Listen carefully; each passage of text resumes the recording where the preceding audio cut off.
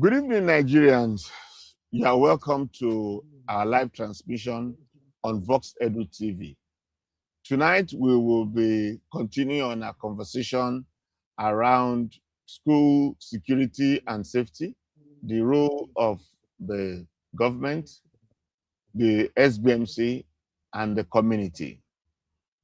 In the previous editions, we have tried to look at what each of this class of Nigerians are supposed to do to protect the children, our children, from the hazards that daily we run by in the education sector in Nigeria. Tonight, I have with me Louis Akpoveso and then Nicholas. Right, Louis, you are welcome. Thank you so very much, sir. Always a pleasure to be here. Yeah. We also have Wisdom Nicholas. Brother Wisdom Nicholas, you are welcome. Thank I you, can sir. see Thank you, sir. It's always a pleasure. We're glad. you are smiling. Today is the Yes, sir. second. You have paid salaries. You are very happy. I saw when the day is 27, when it's time to pay salary, you are frowning. After Sir, the end of the month, you start smiling. sir, it's always, you know these things, sir. You know how it is. Okay, that's nice. So let's get to the nitty-gritty of the conversation.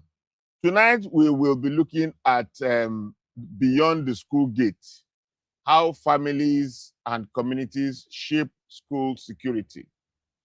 The objective of this discussion is to educate you listeners on the critical role that families and communities play in creating and sustaining safe learning environments while encouraging stronger collaboration between school and community. We want the stakeholders to prevent security threats all the way. Brother Wisdom, can I ask you a question? Who are the stakeholders that are beyond the school gate? I mean, and what do you think they are going to, what responsibility do you think should be assigned to each of the stakeholders in this conversation? Over to you, Brother Wisdom. Thank you very much, sir. So I think if we're looking at stakeholders beyond the school gates, we have to first of all start from the parents because they are the first point of call. The students experience them every day, and certain values are transferred from parents to children on daily basis. And if at the home level we're able to imbibe the culture of security and security consciousness, it goes a long way when these same teachings and drills are carried out in school. I remember growing up, I had an uncle that whenever he comes into the house, so if he's coming back from work and he opens the door and finds out that the door is unlocked, so we didn't lock the door, he opens the door very dramatically and shouts, "Everybody get down!" So he does that. It's a way of telling us that, you know what, you did not lock the door. So if somebody enters the house, that's how they are going to tell all of you to get down. And subconsciously, we have to start locking the door because we don't want him to come in and shout, "Everybody get down."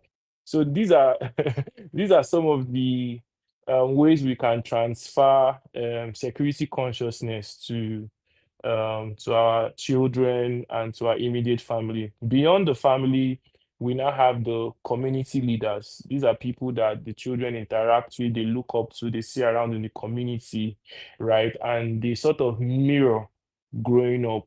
So it's more like how the African saying that says it takes a village to raise a child, right? So children are always learning, whether intentionally or unintentionally, right? When you grow up, so something very interesting happened to me over the weekend.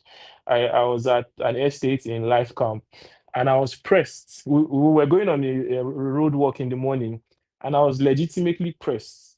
And I looked around the environment and I realized that this is not somewhere you can just ease yourself by the roadside without even knowing that there were certain checks in place.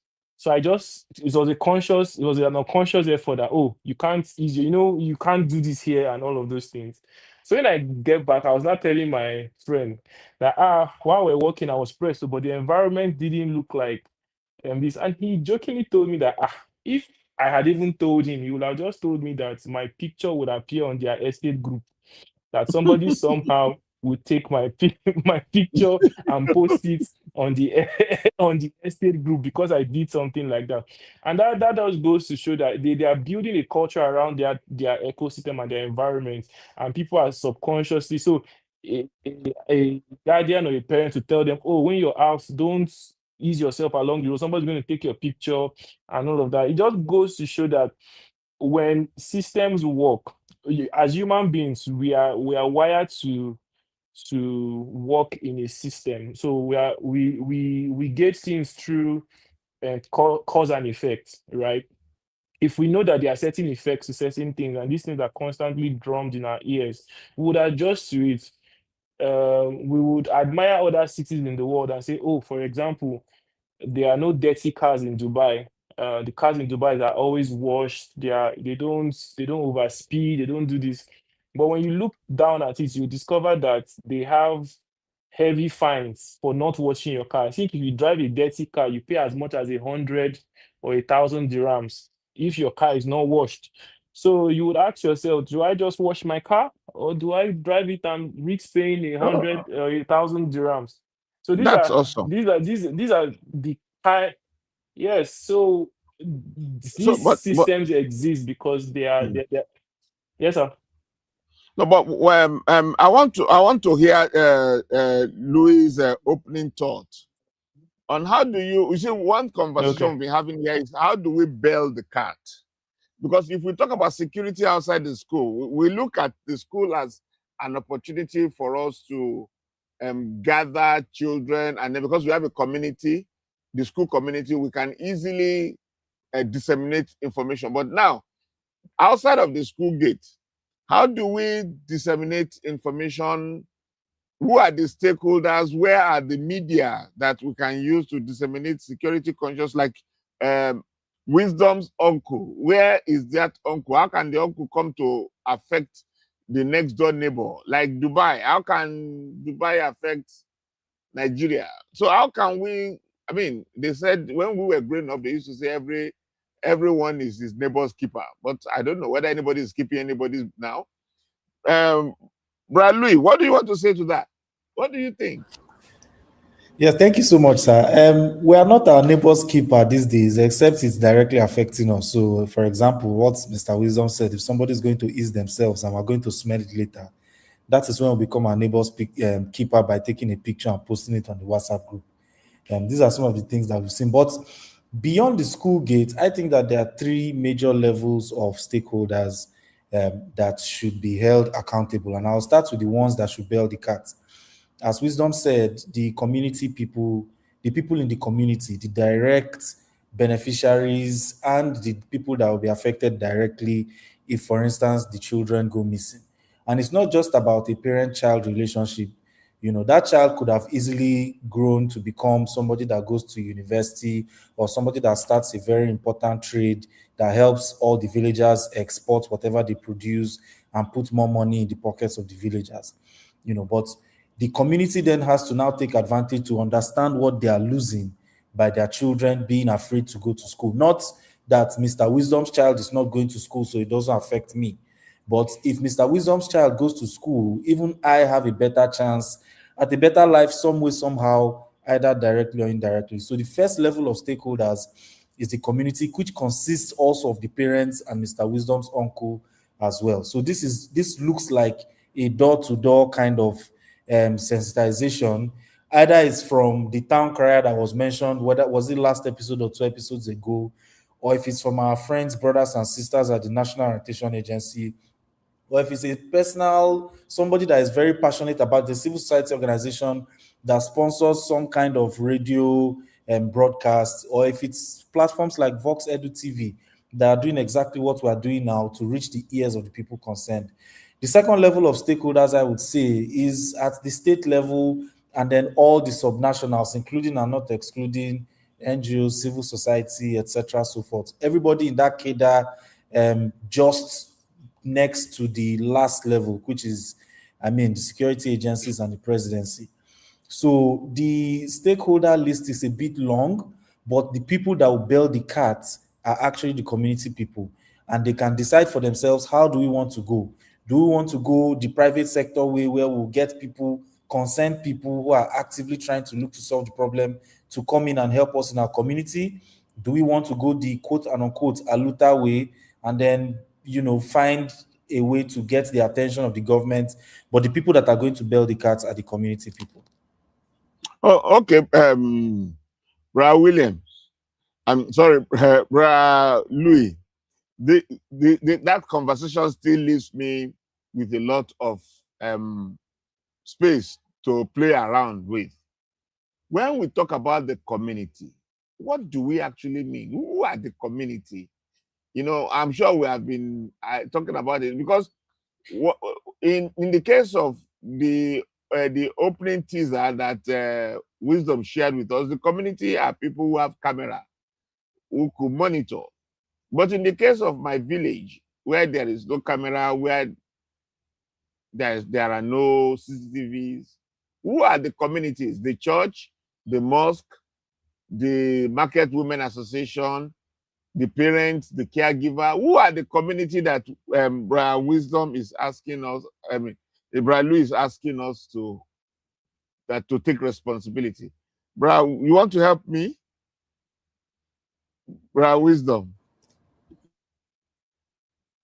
The community. Okay, so the community is simply what it is the community. You've literally listed everybody that makes up the community. So the community is made up of various pillars. So the market women, the market men, the farmers, your neighbors, um, your church members, the Okada man, the policeman that stays around, every single person that lives within a certain area and is identified under a geographical zone. They all make up the community, right? So that's why and a topic or a matter as sensitive as security can't be left to one group of people. It has to be a combined community effort. So everybody has to, and you don't necessarily need a camera to be able to stay security conscious. I think we can operate the model of, if you see something, say something, right? If you see something you don't understand, say something. If you see something you're not comfortable with, raise an alarm. There used to be where I grew up in Port Harcourt, where we had these tire rims on every street. If something was happening, there are people that would ring that bell just to alert the neighbors that, oh, there's something going on. And once we hear that bell, we know that there's actually something going on that requires communal efforts, right? And another way to strengthen this community is by having regular check-ins, regular town hall meetings, so that we understand the issues that we are facing as a community. So we don't just exist in silos. I don't just say, oh, because I've locked my gates in my house, every other person would be fine, right? The day God forbid, your house catches fire, you alone can't put it out before the fire service or the fire department gets there. If they eventually get there, we need constant communal efforts, right? And when we sort of have some level of shared values towards something, it makes it easier. It makes the journey to the goal better. Like, we all know that we are fighting towards something. And I think security is something that we should constantly try to work towards and fight for.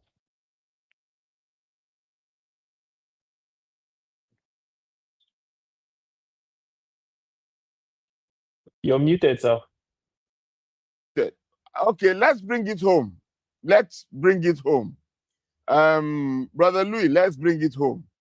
I want us to begin to look at definite roles that this podcast will be assigning to community. For instance, I am saying that in every Sunday service, there should be an announcement after the benediction. In every Jumat service, there should be an announcement in the mosque. The town crier should say something. Let's bring it home. How would you think each level of community should contribute to security in the community and in the school? Brother Louis, please, you want to answer that question, please? Absolutely, sir. Thank you so much. I think that the two ideas that you've given are actually some of the most practical, brilliant ideas that we can look at. Nigeria is a highly religious society, so that my interpretation of that means that we listen a lot to what our religious leaders have to say.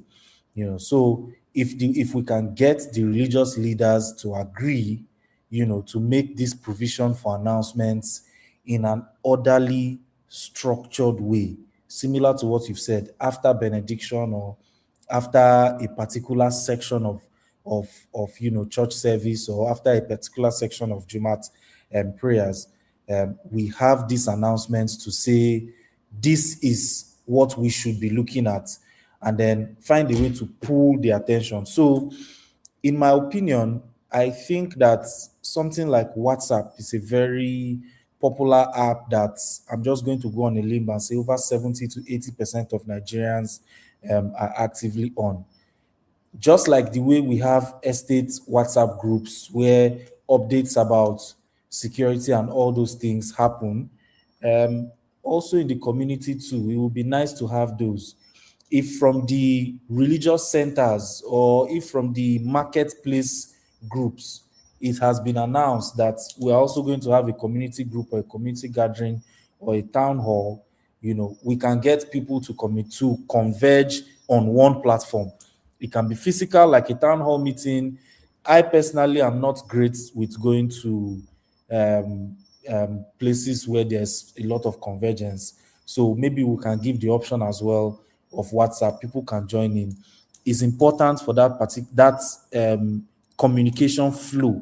Is very, very important for that. So I think that in a nutshell, the most practical way, and I had said it in previous sessions, that even right now, even if we've not yet gotten to the level of organizing ourselves as a community, converging on a platform, and then talking about these issues or finding out what are the next steps to do, the WhatsApp groups, I don't think there is any active social media, even inactive, that you don't have more than 5 groups on your phone.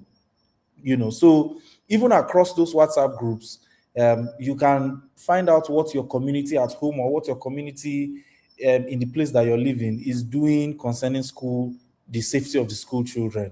So I do honestly believe that converging the information somewhere, radio sessions are great. The talking about it during church services and Juma prayers, fantastic idea.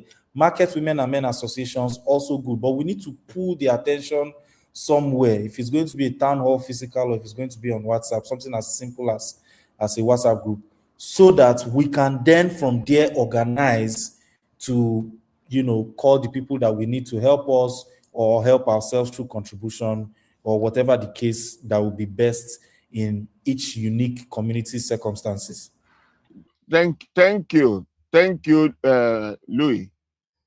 Wisdom, please, as your name sounds, wisdom. What do you think as the steps that the communities that are listening to us can take to harmonize and to initiate this kind of programs in their communities? Who are going to be the community leaders? Who are the persons that are going to be, like we call it on this platform, bell the cat? And how do you think they can arrange and organize themselves? Let's just take an hypothetical case of a village A, or because most of the security challenges happens in villages and little towns. A village A or a little town A. How would the people in the community pull themselves together and set up this WhatsApp, put a bell that will be ringing? How can a community put themselves together to be able to achieve this? Wisdom, please. So first of all, I think the first step is for them to have like a town hall meeting, and that can be done by, I mean, means of whichever means they use to communicate, to assemble for either the village meeting or the community meeting. I think a town hall meeting first of all needs to be um held. where they would actually discuss the security challenges. So off the top of my head, if we're saying that we're building an hypothetical case on how to secure the school premises, right? We need to first of all ask ourselves as a community, where is the school located? Where are the exit routes to this school? So if someone was to harm students in this school, where would they possibly pass? So imagine a hypothetical situation where we have unknown gunmen or bandits or terrorists attack a school and they are taking students out, and there is just one road out of the village. We all know that there's one road out of the village. And by the time we hear this, everybody has left the market, closed the market, and has converged on that road and blocked it. It's a hypothetical situation, right? And there is no way out for the villager, for the assailants or the bandits or the unknown gunmen to go. Their purpose automatically becomes defeated. These are just because, to be honest, nobody truly knows our communities better than we that stay in the community. So it's simple, is a simple task for us. It's not a simple task, but it's a task that we need to properly sit down and have strategy sessions. Like, okay, how do we protect this our community? We are the ones that know the back roads. We are the ones that know the they will say in Now, Toto, the now, in and out, the inner workings of. talking about the strategy sessions. Who, Ali Bob, you are welcome to this conversation. Yeah, thank you very much, sir. I'm sure It's you good have to been be following here. us. You want Yes, to sir. say something? You want to say something? The people that cannot hear but can see cannot enjoy you, but no problem. The people that can see and cannot hear are enjoying you. Oh, Yes, nice. Good sir. to see Yes, sir. you. Right. Good to see you too, sir. Yes, sir. Yeah. So we are talking about security in and safety in schools. Do Okay. you Yeah, I was following. what's your opening conversation there? Your opening statement? So, for me, I think over the years, schools have now become soft targets for these criminal elements, terrorists or bandits, as we call them, and the recurring cases of these school abductions has become alarming. So we have to take measures to be proactive in, first of all, stopping it, then also assess the issues around the past abductions that have happened in schools and attacks generally. I'll also just give an example of one of the most recent ones that happened. I think in the one in the Orire community in Ibadan. There's a popular Akara lady around there that gave her in her statement to the police. She said, like 4 5 days prior to the abductions, in a day she sells her akara worth 1,000, 2,000, but built like 2 3 days before the abductions, she started selling 15,000, 20,000 a day, and to for her she just saw it as, oh, market is getting better, but she didn't look at it from a security point of view to maybe raise alarm or mention to the community leaders or the chiefs around.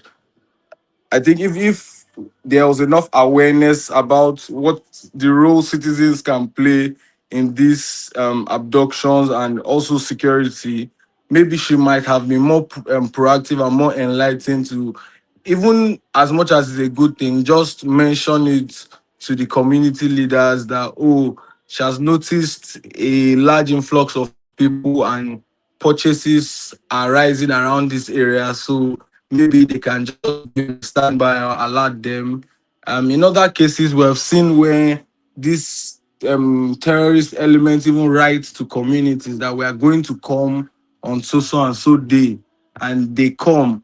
So I will also blame that on failure on the government and the security agencies, because when there's even prior notice to these attacks and nothing is being done or nothing significant is being done to stop it, it just seems like they are somewhat complicit. So we must be able to collectively, as a society, um, work together, the citizens and the government. We have to come together in partnership to ensure that our communities are safer and our schools are safer.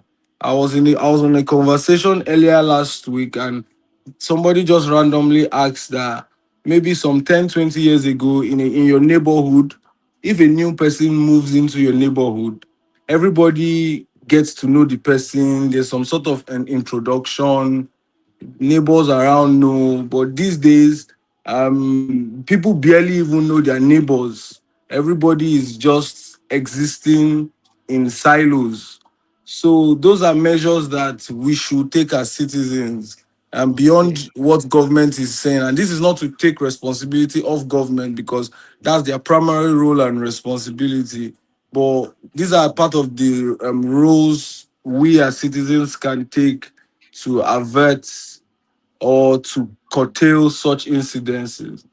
Okay, thank you. Brother Wisdom, I'm coming back to you. Bob has introduced some interesting leg into this conversation. Of course, it is in sync with what we have been discussing. But I want you to look, how do you initiate these programs? How do you go about educating Nigerians? How do we, I don't know, I'm just trying to look for the right word. I kept using who bells the cat? How, I mean, do we go to the chief of the community? The chief of the community, do we go to the churches? Do we send message to the mosque? Do we send message to the market women? I mean, the various stakeholders. How do we start this conversation in all these communities? We know, okay, we need information is key. Intelligence is key. The police will say share intelligence. But how do we bring about a social reawakening that will make Nigerians to begin to be aware of their community? Brother Wisdom, please, I would like you to just take a few minutes before I return to Louis. How do we do this? Okay. Okay, I think the one of the major ways to reawaken security awareness is to expose the lapses that exist in our security infrastructure. Because we have this thing, I think Brother Louis said it earlier, where because it doesn't happen to me or it doesn't directly affect me, I am not concerned, right? And it trickles down the ladder to the point that, okay, let's look at a hypothetical. The traffic light is red, but I beat it anyway because I mean it does not directly affect me, right? And imagine if because you beat the traffic light, it affects an emergency vehicle going to rescue somebody, and that somebody happens to now be your family member. But because you beat it, you interrupted the flow of traffic, you caused traffic, and the person eventually does not make it. And somewhere along the line, you discover that, oh, it was because of this thing that I did, this person would have still been alive. I think a lot of the times we are not so much aware of the consequences of our actions or our inactions.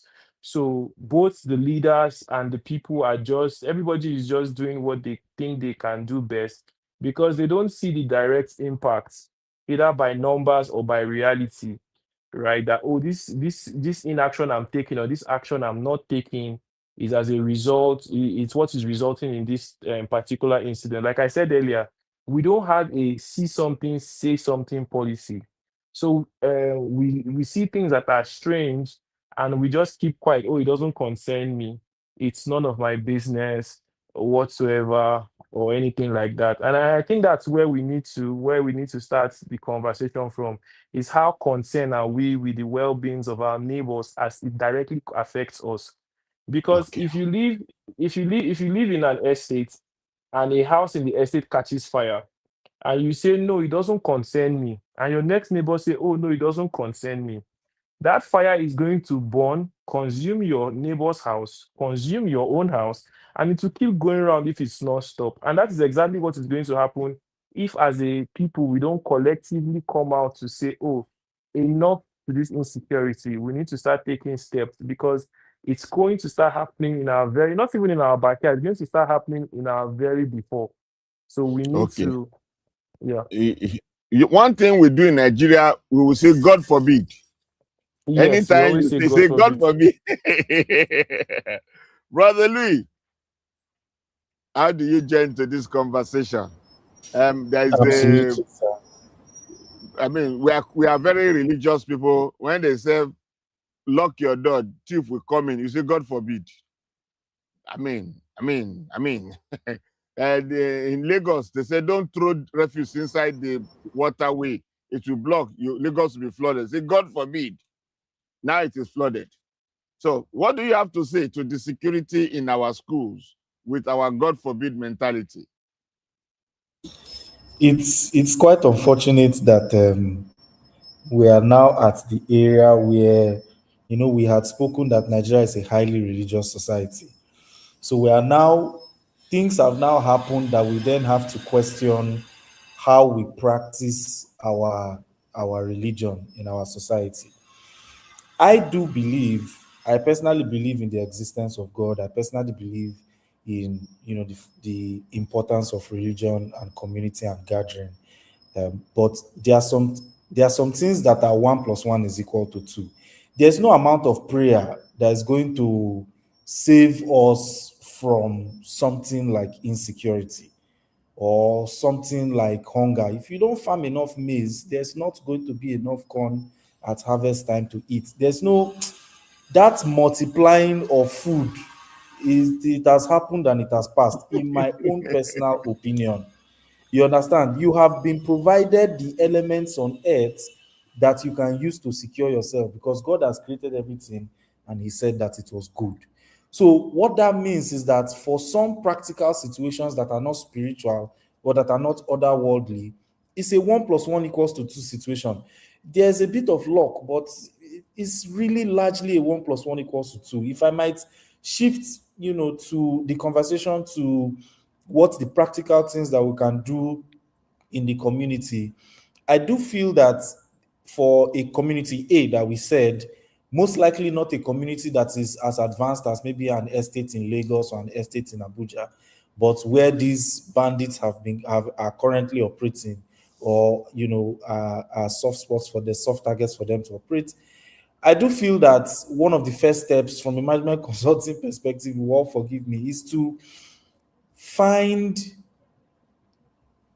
this will sound outlandish, but find a brother or a sister or somebody better qualified to call in the help that we need. How this works in real life: community A, we don't want, let's assume we don't want anybody to come and kidnap our children. We don't want it to happen. And one or two people have brothers or sisters that are outside the community, and we feel that those people are more exposed. They are in Lagos, they are in Japan, they are in China, they are in Europe or somewhere. We have gathered as a community from our town hall meeting or from our WhatsApp group, and we've now said we don't want this to happen. These are the things that we have identified on our own, but now we need somebody that is with us, but not with us, that can help us. They always say that the person that will come and free us from slavery is not among us. He is coming from outside. So whatever that help is, if it's funding, if it's a security company that's going to come and say, because you have two schools in the community, these are some of the things that you are doing. Somebody that will just come and share advise us or help us look at the situation from an outside perspective. And then once we have that, since we are the ones in the community, we know ourselves, we see ourselves, we can then say, this is Mr. A's strength. He is good at setting traps. This is Mr. B's strength. She is good at enlightening the community. She is very well spoken and people respect her. So she's able to enlighten the community every morning. The way we come out with our megaphones on streets and preach about the word of God is also, in my opinion, the way we should come out in these communities with our megaphones and preach about the gospel of keeping our neighbors, keeping our communities secure. So we already have the ways to go about it. It's really what is really just remaining is to organize ourselves. And the person that bells the cat in terms of the organization, you can put the responsibility on whoever per the community. You can say the SBMC in this particular community is best positioned. You can say the traditional leader in this community is best positioned. But it is the people in the community that will come together to say, we hereby point at you to lead this conversation. That's how I think is one of the ways that Uh, we Ali can. Bob, Ali Bob, Yes, I can hear you, sir. I'm just wondering, look, listening to Louis. By the way, Ali Bob is a communication consultant, and therefore this next question is going to be from the perspective of communication consultancy and advising on how to communicate. How Yes, do sir. you communicate what we have been talking about to the community? Because it is one thing, they say talk is cheap, but it is only a talk that does not bring impact that is cheap. Because when you talk, when you speak to a community and the community actually understands you, then talk is no longer cheap. How do you think we can reach the community across this country on safety and security of lives and property within the school and outside of the school? There must be a way of communicating with the people. There must be instruments of communication. There must be contents of communication. What do you think we can do to bring about an attitudinal change? One that will make each community to own the security and safety of the government property within their space and of the lives of their children. Bob, over Okay, to you. yes, sir. So there are two perspectives to it. First things first is communication is only communication when both parties can understand and comprehend the message. Secondly, information is largely accepted and um, trusted, accepted when the communicator is trusted. So we need to find ways to communicate to our local communities in the ways they understand. And I think this is also back to the God forbid syndrome you mentioned. I think is largely attributed to a failure in governance to an extent, because there are certain things that if we had appropriate governance and people that are in positions of authority doing what they're supposed to do, then some issues would not be, should I say, delegated to God. Secondly, we have agencies of government like the National Orientation Agency, FRCN, Voice of Nigeria, NTA. We need those agencies to actually go into these communities, engage these communities in their local dialects. Because if we sit down on TV, on the big national platforms, AIT channels on YouTube, on the internet, speaking about insecurity, the average farmer in Niger State or the villager in Bayelsa does not really have access to those platforms. So we're just talking to ourselves, and we're not the people that are largely hit by this insecurity. This insecurity is penetrating in those ungoverned spaces. So we need government to show presence in those ungoverned spaces by having community town hall meetings. That is one very important should I say step the government can take. We have senators, we have House of Rep members, we have local government chairman, we have councillors, we have ward chairman. All these people are representatives of the people down to the lowest level of governance. Why shouldn't they be organizing weekly town hall meetings? I remember years back when there was a large should I say there was a sanitation problem in across the country on Saturdays. I don't know if it was a nationwide program, but I know in Abuja on Saturdays, every family comes out and there's sanitation, there's no movement. So that was the government was able to communicate to the people that we have a sanitation problem and everybody needs to be involved. And people got involved. You see, I remember growing up, it was one of the things that we even looked up to it because it was interesting to a point, because you have the opportunity to stay outside the house, maybe as play with your friends while doing one or two things. Those are steps that the government can take. Organize town hall meetings, engage these people in their language. Another thing is the state police. I know that the state police bill is currently in the National Assembly. Beyond the force and ammunition, they should also consider the communication perspective, because see, policing is not only about use of force and guns and ammunition and uniforms. It's also just building trust. If people we have seen situations when crime happens and nobody wants to go and report the crime because they are afraid that if they report the crime they might be held liable, or they don't trust what the security agency might do.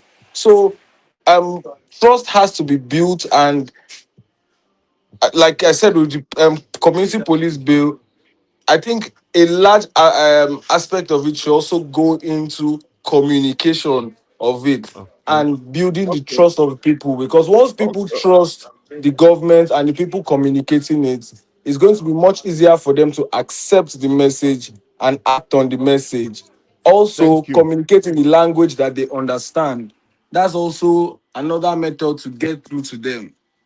Thank you. Now, while you are talking about communication, brother Louis, I'm just, we were all in this country 6 years ago during COVID-19.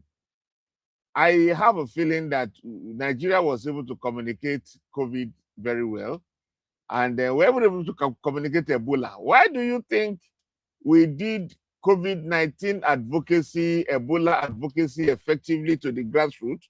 But here we are not able to take security to the grassroots. Brother Louis, what do you think?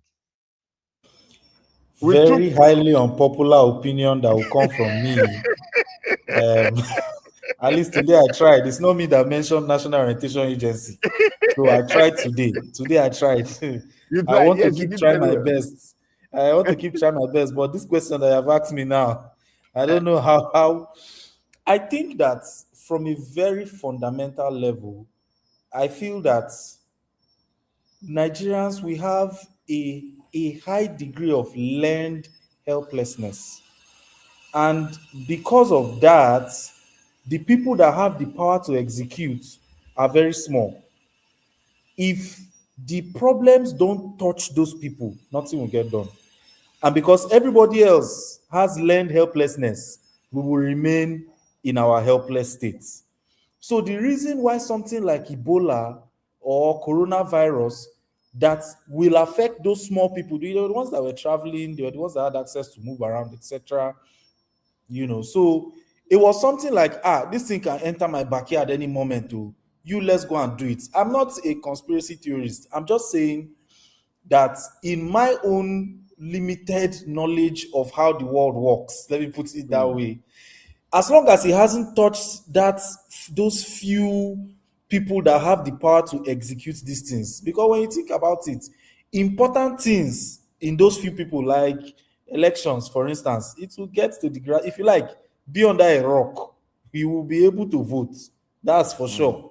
The facilities will be provided, and the advocacy for corona and these things were very highly funded, from all around the world. So the excuse was not there because it will reach those people. But when it is something like some of their children are not even here. So what are you talking about? It's difficult to relate.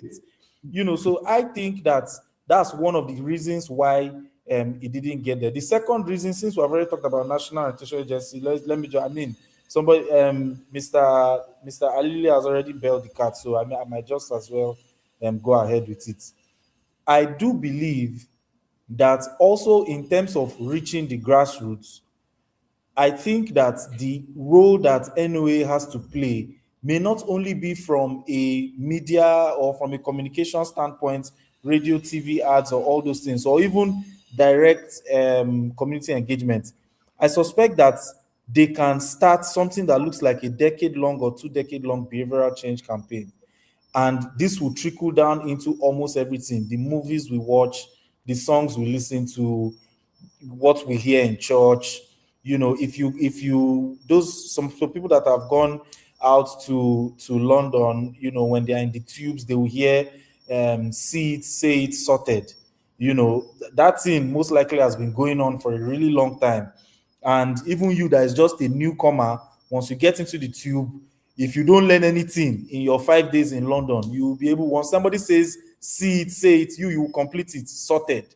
You understand? And that subconsciously passes a message that if you see problem happening and you say it, rest assured that it's going to be sorted once you call, the emergency line. So subtle things like that trickles down into the everyday lives of the community people. A wild idea, which I don't think is a good idea, but just to illustrate my point: if a sachet of milk touches every single household in Nigeria, somewhere on that milk we should be able to write, "Don't allow them steal our children. Call this number." Something like that. So it doesn't always have to be on radio and all those places, but that behavioral change campaign that will go on for a really long time. And for the reason why it doesn't get to the grassroots is because the people that can make it get to the grassroots are not directly affected. So these are some of the issues, sir.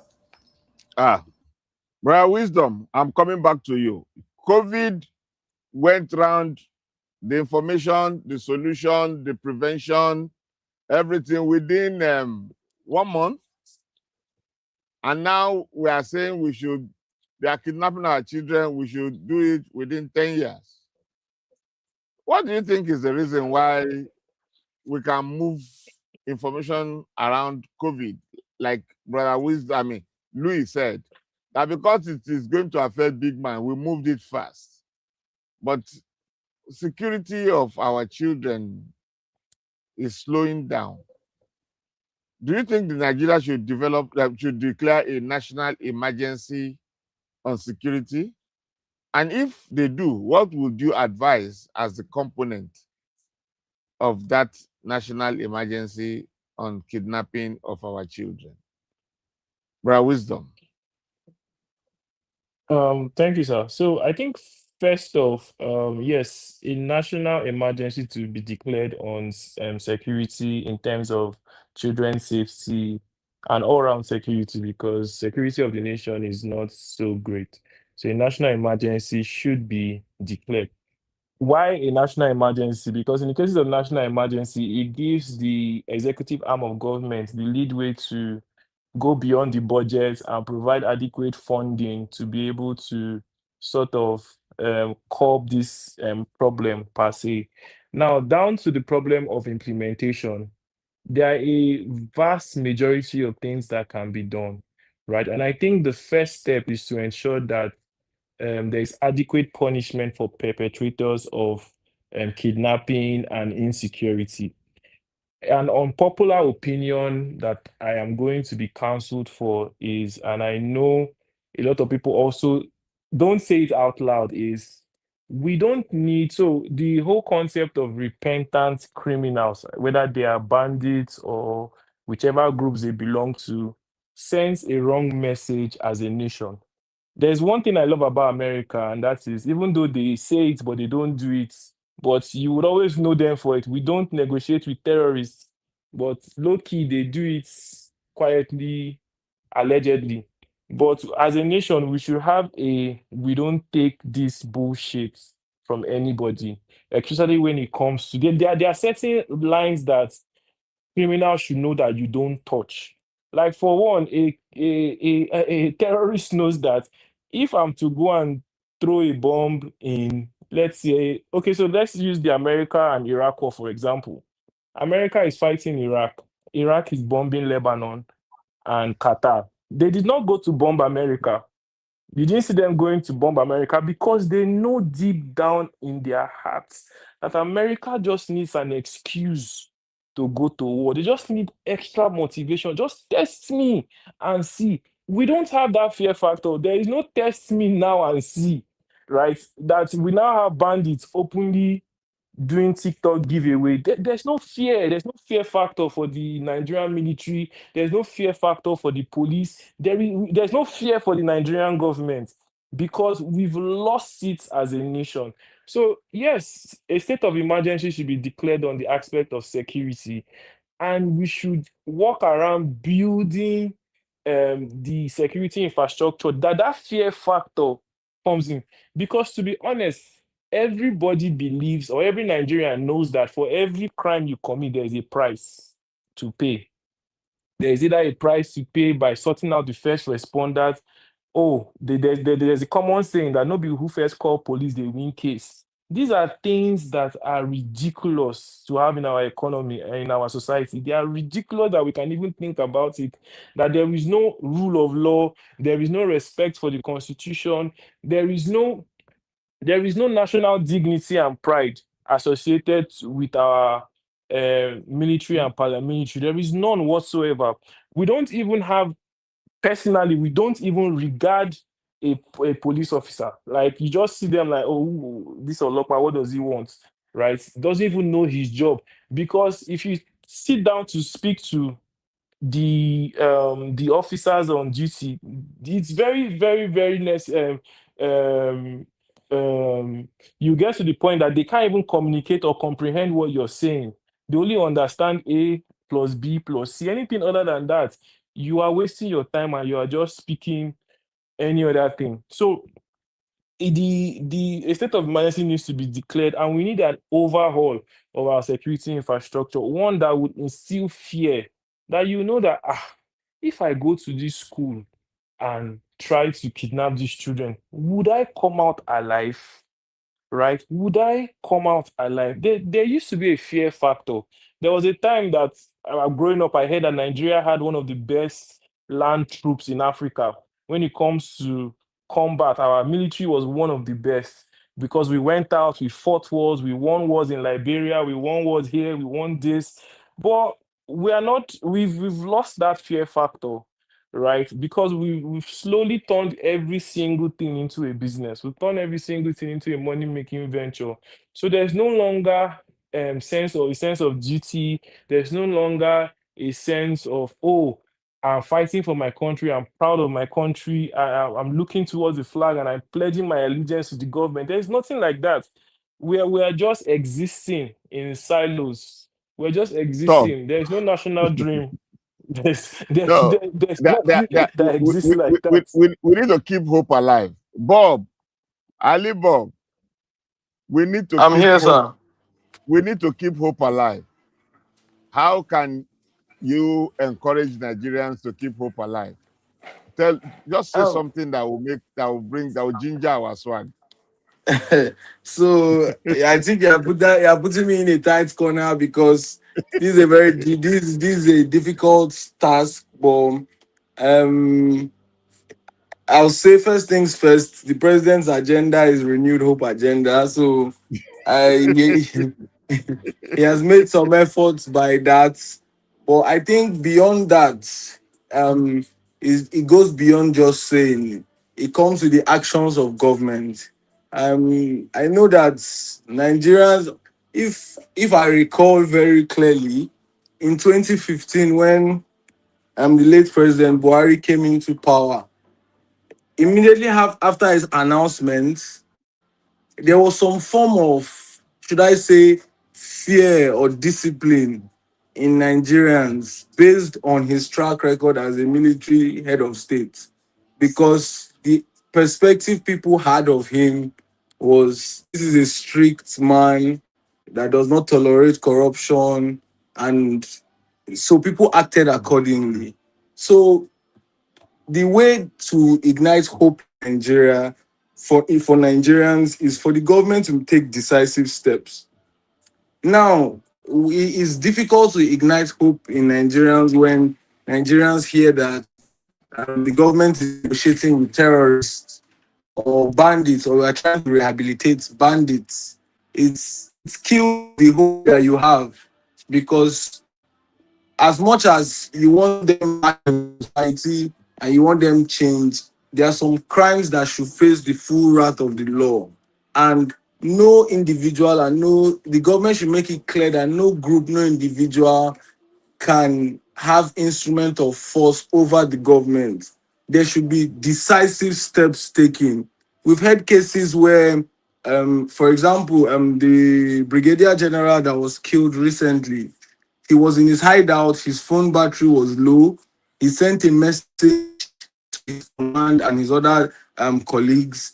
And from that message, the terrorists found him, and that's how he lost his life. So in cases like that, it's difficult to say it's difficult to build trust and hope in the government because it seems somewhat that there's some sort of complicity in the situation. But as I said, no, nothing is impossible. We can come out of this. All we need is the determination, the political will, and the cooperation of the citizens. But that can only be gotten when the government shows actionable and precise steps towards these terrorist elements. When those things are not done, we see where the government will arrest internet fraudsters, also known as Yahoo Boys, and parade them, show their faces on the live TV, display their names. But we have seen where international governments have exposed terrorist financiers, where the government has claimed to have captured terrorists, but we don't hear of their names, we don't see them, we don't hear what happens to them.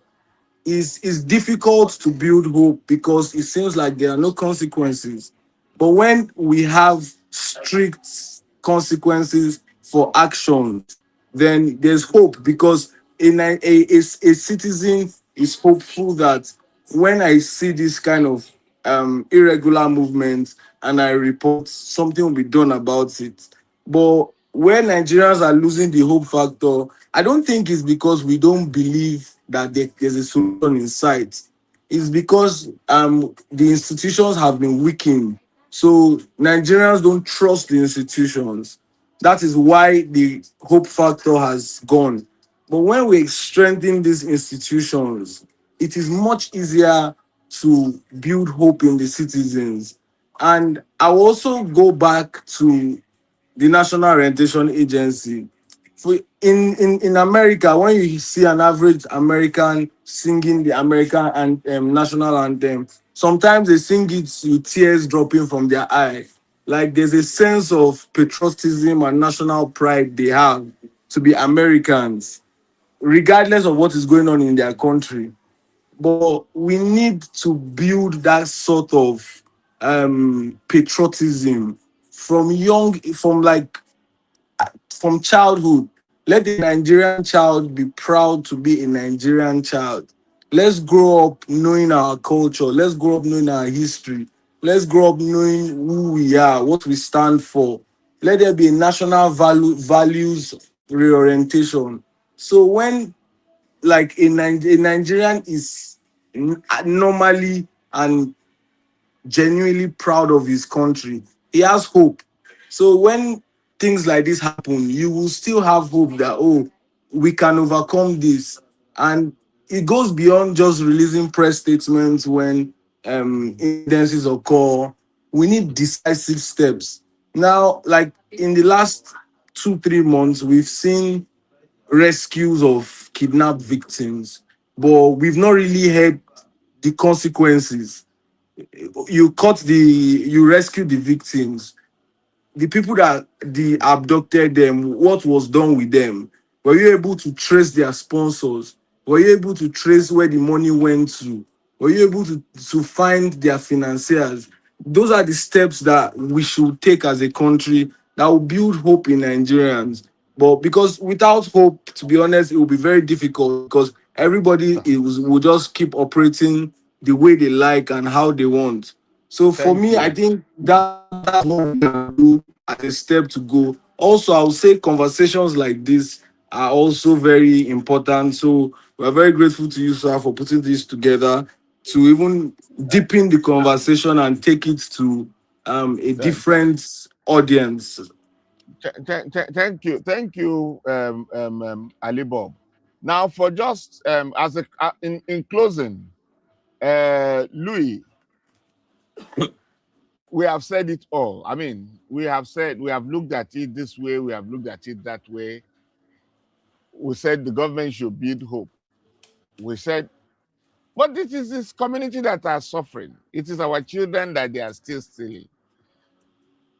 In 1 minute, please iterate what you will consider as next steps. And I'm going to ask Wisdom the same thing. I'm going to ask Alibov the same thing. Iterate what you will consider as next steps. One, to guarantee that when crimes are reported, sanctions are meted on the criminals. Because one thing you find out is that you said when you go to London, you hear, see it, say it, and it is done or whatever. But what if you see it, you said it, and then the criminal come and catch you in your house in the night? You will not say it again. You will learn from that. So how do you process that? And what should the community do in this? We are not hopeless, I know. Absolutely, sir. I mean, in just 1 minute, I think that we can handle it using a top to bottom approach. And a top to bottom approach will basically be a lot of the things that we've said about NOA. And we should find a way for it to be in our system, in our culture, the things, the attributes that we want to be, that we want to show, and the attributes that we don't want to show to deal decisively. So if a Nigerian is hardworking, primary school children should know that Nigerians are hardworking, generally speaking. If a Nigerian is kind, primary school children should know this is something that the NOA can engineer. How they will engineer it, I don't know if it's ethical enough to say it into the open air, but I'm always for the opinion of going ahead to engineer that Nigerianness spirit across board.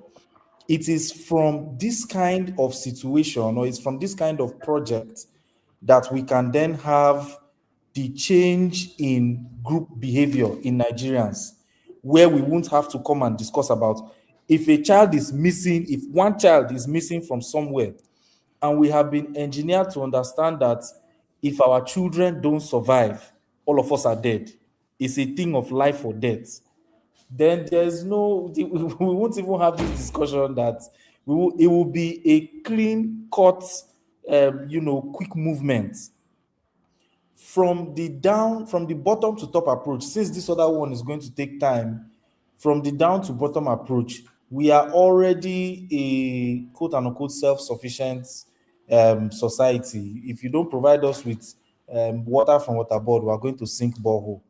In that same mindset, we can come together as a community, outline our specific circumstances, call people that already understand security architecture. I'm not talking about government, I'm talking about private security firms. Set up what we need to set up under the auspices of the law, and go ahead and execute whatever plans that we can to prevent the occurrence of any of these things. But it has to happen as a community. So that will be my final submission.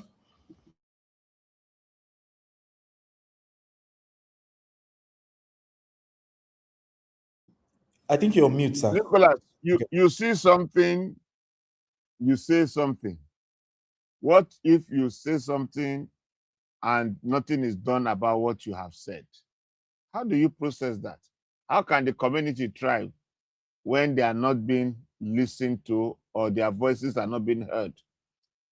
Guide us through in the next few minutes your thoughts on that. So I think largely that has also contributed to the lack of communication or lack of collaboration between the community and the security apparatus that we have.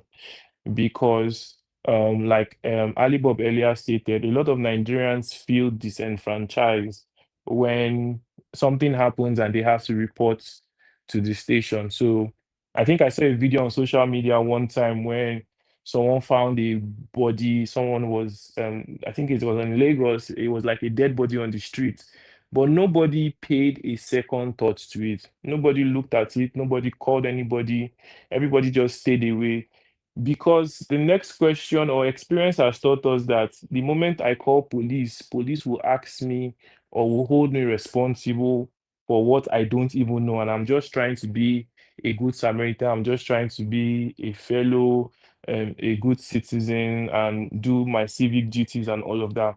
But we found out that that's not always the case, right? In certain societies, there are whistleblowing schemes that have helped the government to also keep a hand on certain things. But in Nigeria here, you blow the whistle and you might lose your mouth for blowing the whistle. So I think the government needs to reevaluate its position with collaborative citizens and witnesses, right? We need to be able to protect the source of information, how it comes in, and that would not happen overnight because the government needs to show that they can be trusted.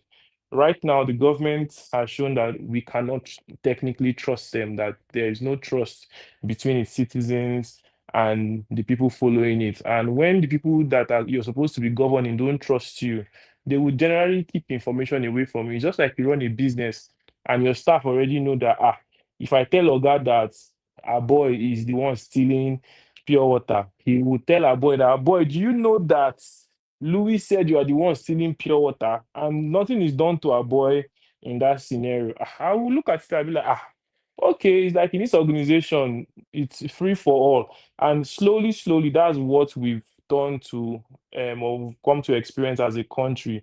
So the government needs to take deliberate action to ensure that we rewrite the narrative. And I think a whole lot can be achieved by just rewriting the narrative. A whole lot, and that's I see the reason why Mr. Louis is always talking about the National Orientation Agency, because rewriting the narrative doesn't just come by making a 30 seconds ad on radio. It doesn't just come by doing a press release on the paper. These are deliberate actions.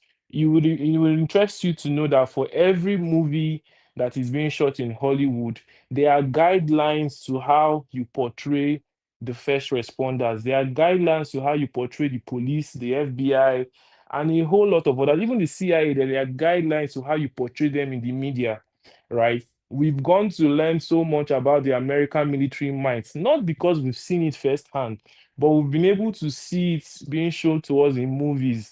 And that fear factor has been instilled that, oh, these guys, for lack, pardon my friends, they don't fuck around, right? So we need to be able to sometimes when you see training sessions from the Marines and the American Army, your breath is stolen away. But you come back and you see the same videos of our um of our police officers. There was one video I saw, I think they were doing morning parade, and even the song they were singing was appalling. I don't even know if I'm allowed to sing the song, but I'm going to. If you've come across the video, I think you know the song. I am sorry the time you called me, I no fit answer the thing they sweet. Like what exactly are we talking about? Like it is it is crazy that this is what we've been reduced to as a nation. How would insurgents see you and fear you? You're looking at the policemen singing and dancing to this song. They are, for lack of a better word, out of shape, out, they are not fit. So there's a whole lot of work that needs to be done for us to start trusting the government again, right? What's your recruitment process like? We need to recruit the best. We only recruit the best of the best for our service, but that's not the case here. We recruit anybody that is available that just needs a job or needs a paycheck, and these things go a long way to tell how the systems eventually work. So the government has a lot of work cut out for them. It's not going to happen Okay. overnight. It's not going to happen overnight, and we need deliberate efforts towards ensuring that the future, the Nigeria of our dreams, like you said earlier, is still possible. Ali Bob, I'm coming to Yes, you sir. for fine. I'm coming to you for final word on this podcast this evening. Yeah. What can we So do? What can we do? so for me, I believe that the biggest protest or the biggest action that citizens can take is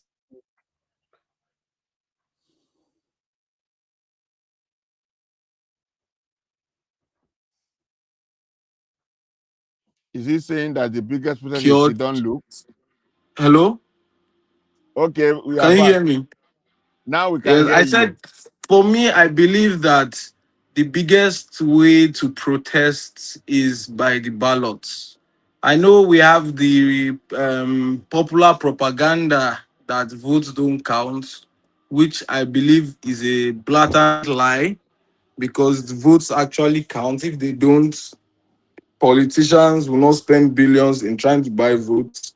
So I believe that as a citizenry, when we give the mandate to someone to lead, and we believe our interests are not being secured, our lives are not being protected, we should come out in mass and mobilize against that government. That's the only way that the next government will take it serious. But when the government see the citizenry as a docile or conquered people, they tend to operate from a place of laxity and relaxation because they know that nothing is going to happen. But when we get to the point when they see that, oh, these people are actually serious, they are angry, they are taking actions, there are processes to recall National Assembly members, and those processes are not complex. All it takes is for people to mobilize. It is very possible. I know that there is part of the propaganda machinery to make you feel like it's not possible, but it is possible. We just need to put our mind to it. But as a citizenry too, we take part of the blame.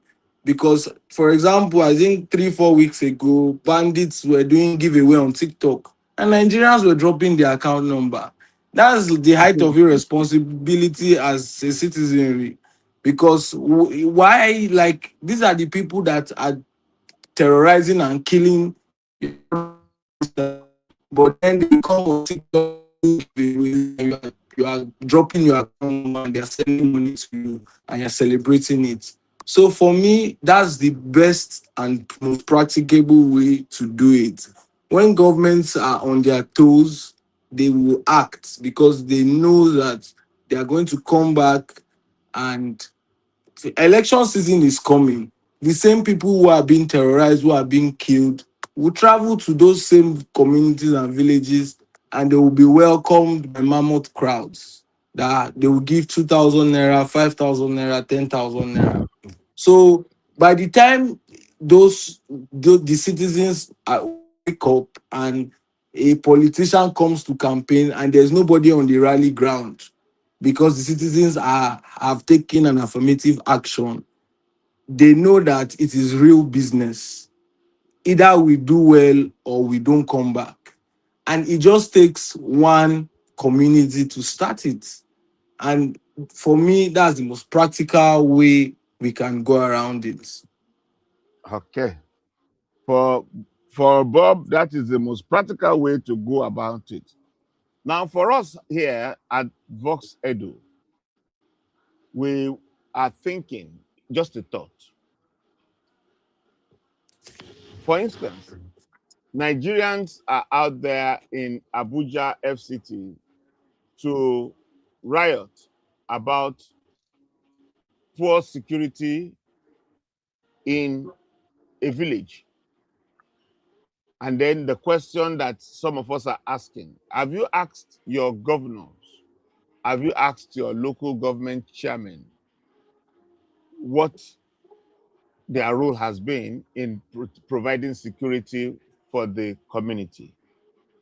Before you come all the way to Abuja, we have been interrogating this. There are roles for Sbmc to protect, towards protecting the children's life. Have we asked our community what is the role of the Sbmc towards provision of the things the law requires of them. So many gaps, information gaps, exist in Nigeria's society today. On this channel, we shall seek to bring to your notice these information gaps to the intent that Nigerians will be wiser in making their choices. Just as Ali Bob said, every 4 years there is an election. However, it's important for us to know who is guilty and who is peddling misinformation.